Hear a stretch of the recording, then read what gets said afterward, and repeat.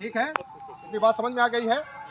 तो जुलूस कितने प्रकार के होते हैं? 2 प्रकार के होते हैं। पहले प्रकार का जो जुलूस होता है वो शांतिपूर्वक प्रदर्शन करता है, उसके लिए इंतजाम की आवश्यकता नहीं होती, मतलब बलवा इंतजाम। आप समझ रहे हैं ना?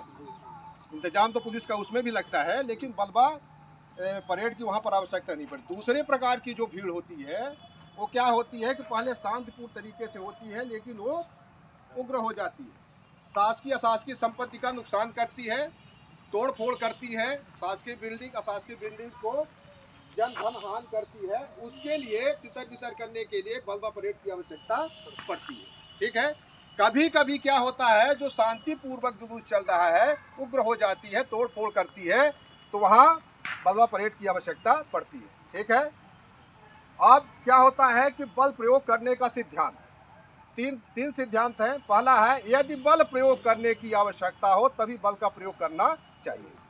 दूसरा, कम से कम बल का प्रयोग करना चाहिए। तीसरा, यदि बलवाइयों के तितर बितर होने के संकेत मिल रहे हैं तो बल प्रयोग तुरंत बंद कर देना चाहिए।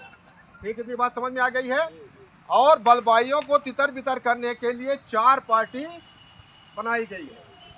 ठीक है, तो सबसे पहले क्या होता है, टीयर स्मोक पार्टी, दूसरी गेंद व लाठी पार्टी, तीसरी राइफल पार्टी, चौथी इंतजामी पार्टी। ठीक है, इंतजामी पार्टी में कौन कौन होते हैं? नंबर 1 मजिस्ट्रेट होते हैं, कार्यपालिक मजिस्ट्रेट। दूसरा, बैनर वाले 4 जवान होते हैं, 2 अंगरक्षक होते हैं जिनके पास में राइफल बैनर सहित होती है, और इसके बाद डॉक्टर रहते हैं, और स्टेचरमैन, फोटोग्राफर, प्रेस रिपोर्टर, मुंशी और बिगलर होते हैं। ठीक है, इतना इंतजामी पार्टी। इसके अलावा जो भी और बचत बल होता है वो इंतजामी पार्टी में रहता है।